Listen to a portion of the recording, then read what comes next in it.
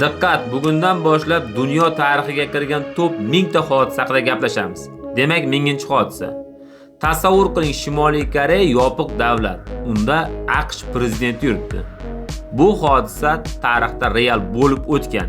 2019-yil 30-iyun kuni hozirgi va o'sha paytdagi Amerika Qo'shma Shtatlarining prezidenti Donald Trump Shimoliy Koreya prezidenti Kim Chen In bilan uchrashuvga boradi.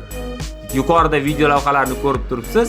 Shimoliy Koreya prezidenti AQSh prezidentiga qo'l uzatib, uni o'zi tarafga taklif qiladi.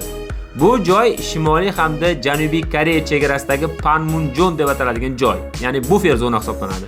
Va AQSh prezidenti Donald Trump Shimoliy Koreyaga qadam bosgan dastlabki AQSh prezidenti hisoblanadi. Agar video sizga yoqqan bo'lsa va manfaatli bo'lgan deb hisoblasangiz, videoga like bosing, kanalimizga obuna bo'ling va uni do'stlaringizga ham ulashishni unutmang.